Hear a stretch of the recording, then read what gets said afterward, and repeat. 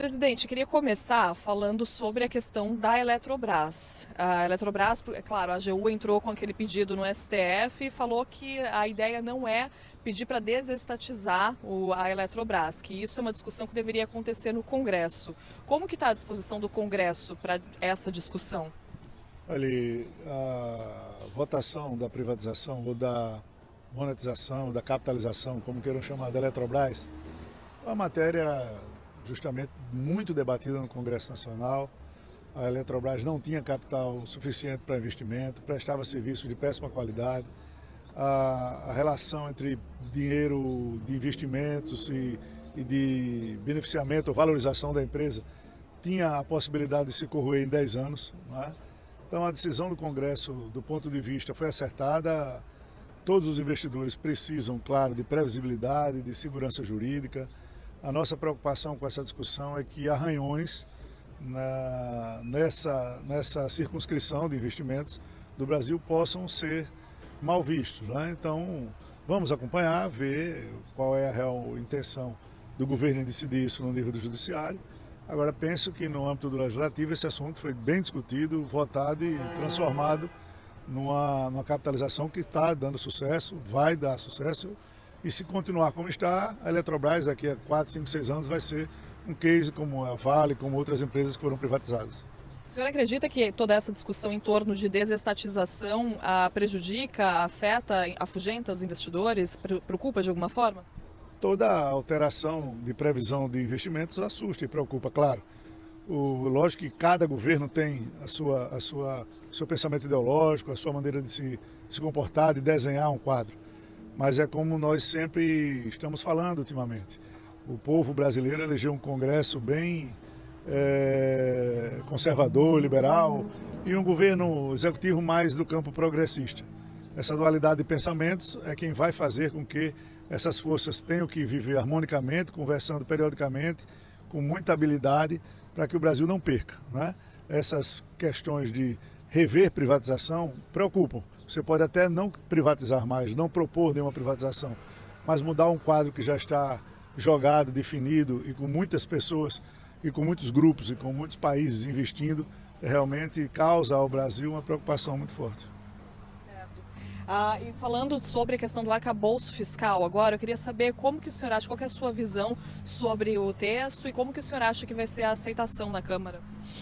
Olha, o texto que o governo lançou, colocou à disposição do Brasil e de todos e do Congresso Nacional para discutir, já era um texto que tinha um espinho dorsal equilibrado. Lógico que o Congresso está ali para aprimorar, para dar a palavra final de como a legislação vai ser aprovada e vai vigir. O relator está ouvindo, consultando, dialogando com todos os setores para que melhores no texto, que venham aperfeiçoar o seu texto para que o Brasil continue, como eu venho dizendo, num ritmo de previsibilidade, de segurança jurídica, de uma política mais desburocratizada, curtindo justamente a relação entre não gastar mais do que arrecada e ter as amarras para isso, ter os enforcements para manter isso dentro de um padrão de planejamento. Tudo isso o Congresso vai discutir, vai votar. E votando, o meu entendimento é que esse tema é um tema nacional, isso não é um tema de governo nem de oposição. O Brasil precisa definir suas diretrizes de investimento, de gasto público e de arrecadação, ou seja, de políticas públicas voltadas para o fiscal, não esquecendo do social. Nós temos um país muito desigual, com diferenças estruturais, pessoais, econômicas muito grandes, e nós precisamos corrigir isso com responsabilidade. E como é que fica a questão da penalização, né, que é tão debatida? O senhor é a favor de não ter a punição para quem descumpre o descumprimento das metas? Eu acho que a Câmara, eu não posso adiantar, claro, o texto do relator, mas os enforcements, como a gente fala, eles deverão vir no texto já da Câmara, e eu tenho dúvidas que o Senado também dará sua contribuição para que isso não fique no limbo, não é? Nós não defendemos a responsabilização pessoal do agente público, mas o governo como um todo ele tem que ter restrições quando não cumprir as metas que se propõem no arcabouço. O senhor acredita que deve ter punição? Eu acredito que deve ter mudança no texto para que essa legislação fique um pouco mais rígida. E o senhor acredita que esse é o consenso ali na Câmara, está caminhando para esse lado? O que dá para adiantar para a gente? Olha, o relator ficou de liberar o texto entre o dia 8 e 9 dessa semana, da próxima semana, para que todas as lideranças, deputados, a imprensa, o mercado, economistas, possam se situar e opinar sobre. Não é? A partir daí, a partir de como o texto venha, como as alterações sejam recebidas, a gente vai ter uma ideia de qual a vontade, a facilidade ou a dificuldade da aprovação desse texto no plenário, porque ele não vai necessitar de quórum constitucional, mas vai precisar de quórum qualificado de lei complementar, que são pelo menos 257 votos favoráveis. Certo. E já que a gente está falando de arcabouço, queria puxar para a reforma tributária também. Queria saber como que está essa questão na Câmara e o que falta para isso ser votado. Bom, o que falta justamente é terminar as negociações. É um tema que todos refutam a maior importância. Todo mundo quer a reforma tributária, todos querem um sistema tributário no Brasil mais simples, menos burocrático, mais barato, mais previsível, sem tantas controvérsias. Todos querem. Os entes federativos querem, os empresários querem, quem gera emprego e renda quer, quem paga seu imposto de renda simplesmente quer. Agora, o problema está em fazer com que essas convergências aconteçam no momento exato da votação. Por isso o grupo de trabalho está conversando com novos governadores, prefeitos de grandes capitais, para que a parte federativa fique consolidada, os deputados muito em interação com todos eles e os setores, né? E nós vamos ter grandes desafios, que é de tratar com excepcionalidade alguns setores na economia brasileira. E se o resto dos empresários entenderem que sem isso nós não vamos ter reforma tributária, nós não vamos chegar a canto nenhum. E quem perderá é o país. A possibilidade de crescimento do Brasil nos próximos anos, com a reforma tributária justa, previsível, que desburocratize o sistema, vai trazer investimento externo. Você que está no exterior, aquele investidor que não conhece as dificuldades do sistema tributário brasileiro, ele se assusta e ele evita vir para um país tão conturbado. Então, acho que é momento do Brasil dar esse salto de qualidade e com muita transparência nós vamos levar esse debate. Agora, o resultado vai depender desse ambiente de trabalho, dos deputados e dos setores em tentar essa convergência nesse momento de upgrade que o Brasil pode ter com o novo arcabouço e a reforma tributária no primeiro semestre. É isso que eu ia perguntar, qual que o senhor acha que é a maior dificuldade para votar esses projetos? São justamente os interesses corporativos, né? Todo mundo quer reforma tributária, mas quer a própria reforma tributária. E nós temos que encontrar uma que atenda minimamente todos os setores do Brasil. Nós estamos felizes com as conversas que nós estamos ouvindo por parte dos governadores. Vem se formando um consenso com relação ao IVA único. Eu até esperava que o IVA dual fosse a saída para a questão federativa. Se precisar que seja, será. Eu entendo assim. Se não, vamos com o sistema de imposto único e aí as adequações elas irão acontecendo durante o tempo. Talvez uma reforma tributária mais dura precise de uma transição mais longa. Uma reforma tributária possível necessite de uma transição menor. E o que a gente tem que discutir é 20, 30, 40 anos para um país, não é nada.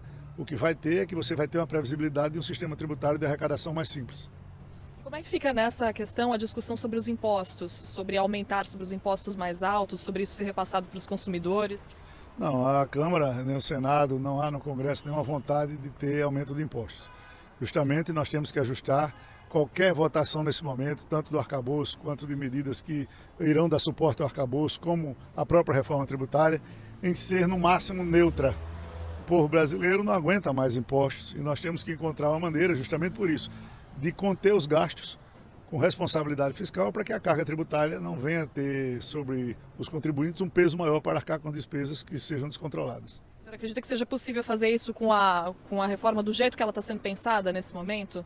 Olha, ela não está sendo só pensada, ela está sendo pensada, discutida e debatida, né? É importante que as pessoas venham para essa discussão com a mente aberta, com o coração aberto, com a vontade de fazer o melhor para o país. Nenhum setor sobrevive sozinho durante muito tempo, porque você está aqui com a sua casa arrumada, seus filhos bem alimentados, suas contas em dia, os seus vizinhos passando fome e dificuldade, uma hora eles vão se insurgir contra você. Assim é a lei da vida. Então nós temos que trabalhar para um equilíbrio geral no país. Um equilíbrio com prazo, com previsibilidade, com transição, com mudanças estruturais. E se isso acontecer, será um salto realmente de qualidade, que eu penso que o Congresso tem sido a mola propulsora dessa discussão. Câmara e Senado terão um papel fundamental. Falando sobre essa questão de articulação política, eu separei aqui uma fala do presidente Lula, depois da coroação lá no Reino Unido, que ele disse que em hipótese alguma pensa em mexer na equipe responsável pela articulação com o Congresso, mesmo depois de ter sofrido aquela derrota do marco do saneamento. Eu queria saber com que olhos que o senhor vê esse tipo de comentário e como que o senhor acha que está esse diálogo do governo com a Câmara? Olha, em todos os alertas que nós já fizemos ao governo, e eu faço com a propriedade de não defender a participação do Legislativo no Executivo com indicação de cargos de ministérios, eu sempre tive isso no meu pensamento. Eu acho que quanto mais cada poder se restringir à sua circunscrição, melhor para a democracia, melhor para a atribuição e execução desses poderes. Nós não estamos buscando com que o presidente Lula troque ministros. Nós não queremos, e ninguém propôs a troca de ministros. Quando se fala em articulação política, se volta as atenções para o ministro Padilha, que eu de novo repito, é um bom sujeito, é um deputado eleito, é um homem de bom trânsito, de boa relação. Não é? O que está faltando não é trocas individuais, o que está faltando é que a mentalidade do conjunto dos ministros e do governo entendam que a relação política com o Congresso não é a mesma de 20 anos atrás. Enquanto não houver essa mudança de pensamento e de mentalidade, com o nível de aumento do protagonismo do Congresso Nacional, os choques acontecerão. Porque, como eu estou dizendo, nós estamos juntos no que nós convergimos, no que nós decidimos que é melhor para o Brasil. Um Brasil previsível, um Brasil com segurança jurídica, um Brasil com leis votadas para melhorar o sistema tributário, financeiro, responsabilidade fiscal buscando o social. Mas os retrocessos não serão admitidos, não é por mim, nem por qualquer outro presidente, é por uma maioria eleita pelo povo que pensa desta maneira no Congresso Nacional. E o governo vai ter que procurar um caminho, uma expertise, para fazer com que essa articulação funcione em bloco. Não pode o ministro das Relações Institucionais querer fazer e o ministro da Casa Civil não querer fazer. Não pode os dois quererem fazer e o ministro fim não executar. Então é como o presidente disse, eu nem acho que ele precise ir para a linha de frente, porque depois dele não tem mais ninguém. Se não der certo, como é que vai fazer? O que precisa é que o governo se organize para que todos os ministros, o ministério, a parte do executivo, entenda que a relação harmônica entre executivo e legislativo mudou nesses 20 anos. Como que o senhor acredita que mudou? Mudou com isso, mudou por mais protagonismo, mudou por um Congresso mais presente, toda mudança na comunicação, na visibilidade do mandato, na responsabilidade, na prestação de contas do parlamentar, ela é imediata. Então tudo é muito rápido, tudo é muito circunstancial. Então a gente precisa estar atento a cada momento, saber quais são os limites de cada poder e tentar manter esse equilíbrio. Se o governo não fizer isso, aí a gente tem preocupação que as coisas comecem a ter mais dificuldades. Não é a troca individual nem pessoal desse ou daquele ministro. Nunca houve, nem da minha parte, nem da parte de nenhuma declaração de nenhum líder, a exigência de trocar esse ou aquele ministro. Agora, há um pedido que eu fiz ao presidente de que a articulação do governo mude a maneira de pensar com relação ao que o Congresso pensa e precisa para fazer as suas decisões de maneira mais efetiva e mais cordata entre os dois poderes. Eu ia até perguntar a minha outra pergunta, exatamente, como que o senhor vê o papel do Legislativo nesse momento com o Executivo, em meio a todas essas discussões que a gente está tendo, a questão do governo da Eletrobras, por exemplo, que quer desestatizar, como que o senhor vê essa questão, o papel do Legislativo com esse Executivo que existe nesse momento? Não, cada um na sua circunscrição. Se os poderes se mantiverem dentro das suas autocontenções constitucionais, as coisas funcionarão de maneira mais efetiva. Como eu venho dizendo, o Congresso Nacional ele foi eleito numa base mais conservadora, mais liberal, na Câmara e no Senado. Não é? Isso se mostrou já no primeiro turno. E no segundo, a população fez uma escolha por um governo mais à esquerda, mais progressista. E aí, é nossa obrigação é ter a guarda dos seus preceitos e conceitos constitucionais, as suas atribuições, suas prerrogativas, mas trabalhando harmonicamente, pensando no país. Se isso não acontecer, fica muito difícil para qualquer governo, para qualquer parlamento, para qualquer judiciário.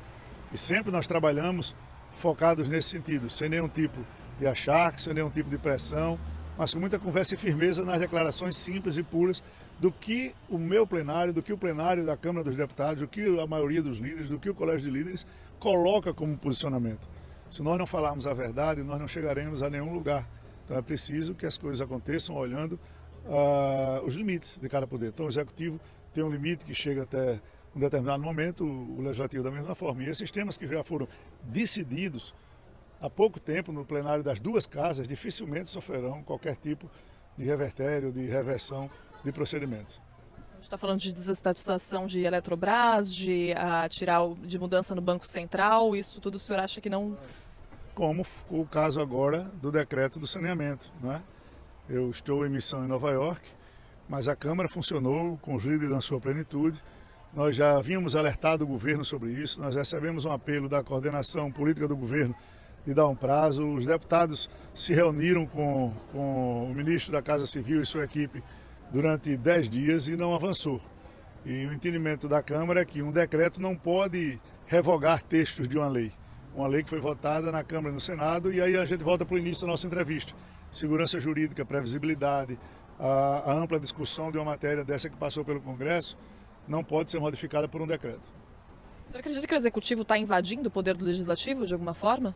Nesses aspectos, sim, tanto é que esse preceito constitucional do projeto de decreto legislativo serve para isso. É uma medida extrema, poderia ter sido evitada, poderia. Quem fez o decreto dentro do governo poderia ter visto ou consultado ou conversado com outros ministérios que reclamaram que não foram ouvidos, com o próprio Congresso, porque um decreto ele pode vir com algumas regulamentações, sim, mas ele não pode ir para cima de um determinado artigo, inciso, parágrafo de uma lei e mudar o seu entendimento sem que isso altere a hierarquia das leis no país. CPMI do 8 de janeiro. Temos prazo para ser instalado? Qual o propósito da comissão? Qual o objetivo? Quem a comissão quer atingir? Eu não posso, foge a minha alçada, tanto na sua leitura, que é do presidente do Congresso, quanto na sua formação, que são dos líderes da Câmara e do Senado. E os objetivos de qualquer CPI é para investigar o fato determinado para o qual ela foi pedida, né? Então, os fatos são os fatos relativos a 8 de janeiro, pretéritos ou para frente, o que aconteceu, quais são as causas, quais foram os responsáveis, para que se tire a limpo aquele dia deplorável que a democracia do país sobreviveu, né? Sem tirar culpa de quem fez as manifestações, mas apurando responsabilidade por quem deixou que elas acontecessem. O senhor sente disposição? Como está o ânimo da Câmara para essa CPMI? Não, tranquilo, os líderes já estão conversando dentro dos seus partidos e nos blocos para indicar os membros e traçar a estratégia se a Câmara vai de presidência, se vai de relatoria. Se for de presidência tem que ter os votos, se for de relatoria tem que ter o acordo para ser indicado pelo presidente da outra casa. Então isso é uma tarefa que é mais afeita aos líderes do que ao presidente da casa. Certo. Presidente, só sobre fake news, eu queria perguntar, porque existe uma discussão muito parecida aqui nos Estados Unidos com o que a gente está tendo no Brasil agora. Aqui nos Estados Unidos existem dois casos, na verdade, que estão na Suprema Corte agora, de tentar responsabilizar Big Techs por atos de extremismo, de tentar responsabilizar as plataformas. Eu queria saber qual que é a sua visão sobre isso. Esse assunto ainda carece de muita discussão, porque ele traz paixão, ele traz opinião, ele tem um cunho muito pessoal da vida de cada um que se expõe ali na internet, mas todos concordam que esse tema precisa ter regulamentação. Todos concordam que nós estamos vivendo um momento de extremismos ao extremo mesmo, além do limite, né? E essas redes, essas big techs se alimentam disso. Quanto mais conflito, mais dinheiro no jogo, mais impulsionamento, mais opinião, mais divergências, mais polêmica. E às vezes essas polêmicas extrapolam o limite da razoabilidade. O que nós queríamos com o projeto era de dar um mínimo de segurança jurídica para que todos que possam e queiram usar as redes sociais sem censura e com liberdade de expressão tenham exatamente a certeza do limite até onde vai essa liberdade de expressão. A partir daí, lógico que tem os tipos penais de calúnia, injúria, difamação, enfim, dentre outros que podem ser usados. Mas é um assunto ainda que não está perto de uma solução, pelo menos no Legislativo, e nós esperamos que mais conversas, mais diálogo, mais negociação, nós possamos chegar num nível que possa se responsabilizar civil, penalmente, ou de outras maneiras, como o direito de cuidar, de maneira a ser responsável após uma Big Tech ser comunicada que há alguma coisa errada nas redes, ela ter que agir para evitar. Não um direito amplo, abstrato, não é? Infinito, para trás, para frente, para os lados, para cima, não. Mas a partir do momento que você é acionada de que há alguma coisa errada acontecendo nas redes, você tem que apurar e a partir daí as responsabilidades civis e penais recorrerão sobre as Big Techs que não tomarem nenhum tipo de posicionamento. E falando sobre a CPI das apostas online, o senhor pode falar sobre qual a importância e os possíveis impactos dessa CPI? Olha, nós votamos na Câmara a regulamentação dos jogos.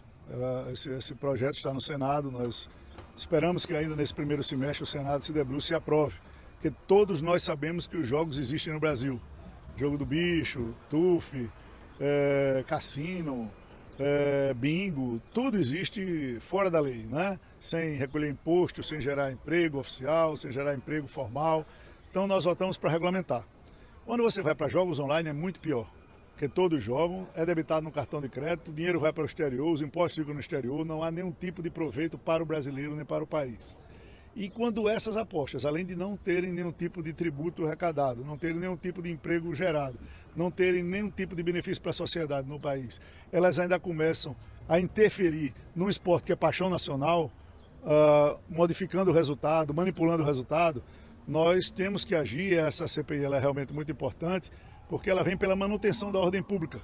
Você não pode deixar que sempre a valentia econômica de setores modifiquem o cotidiano da vida das pessoas, principalmente no futebol. Algo que o senhor possa adiantar de próximos passos, algo que vai ser anunciado em breve? Essas questões, nós estamos retornando ao Brasil já na quinta-feira, dia 11. Nós esperamos que essa semana transcorra com normalidade a pauta sob a presidência do nosso vice-presidente Marcos Pereira. Os líderes já escolheram e acertaram as pautas da próxima semana. E eu espero que as CPIs, no nosso retorno, possam ser instaladas e comecem a efetivar. Deixando claro que o trabalho delas nada terá a ver com influência no funcionamento do plenário da Câmara com relação a essas pautas importantes que nós estamos tratando. Última coisa. Queria saber sobre a questão da carteira de vacinação do ex-presidente Jair Bolsonaro. O senhor acha que a forma como a investigação está sendo feita é correta? E sobre as investigações sobre o ex-presidente em geral, o senhor acha que há risco de ele ficar inelegível? Olha, é difícil você comentar projetos e processos que estão no âmbito da justiça. Eu não tenho acesso aos autos que tratam da inelegibilidade possível do ex-presidente Jair Bolsonaro. Eu só tenho me colocado de que o presidente Bolsonaro, ele, se não tiver a sua elegibilidade, para quem pensa em fazer o mal, ele será muito melhor apoiador do que candidato. Um candidato de direita, de uma direita que está posicionada no país, que tenha o presidente e ex-presidente Jair Bolsonaro apoiando, tem muito mais chance de vencer uma eleição. Então, se não houver um fato realmente muito grave que justifique essa punibilidade, eu penso que é um exagero nesse momento. 2. Com relação à questão da vacinação, é uma polêmica que está sendo tratada, é um assunto que todo dia aparece um fato novo. E com relação ao fato em si, o que nos apontam a princípio é que isso foi à margem do presidente. Vamos esperar para ver o que é que isso acontece. Eu não gosto de falar sobre hipótese. De qualquer maneira, representa um poder e esse poder tem que ser preservado de possíveis falhas que o presidente possa cometer. Então, eu prefiro não cometê-las. O senhor acredita que a investigação está sendo feita de forma correta? Não me cabe isso aí. A população sabe quais são os limites, quem está fazendo sabe quais são os limites e advogados existem para isso. A gente vai esperar o transcorrer do que vem acontecendo e o que é importante. E é o que eu sempre trato, quando eu trato lá atrás de semipresidencialismo. Todo presidente da República, ex-presidente, merece o respeito institucional do seu país. É o meu pensamento.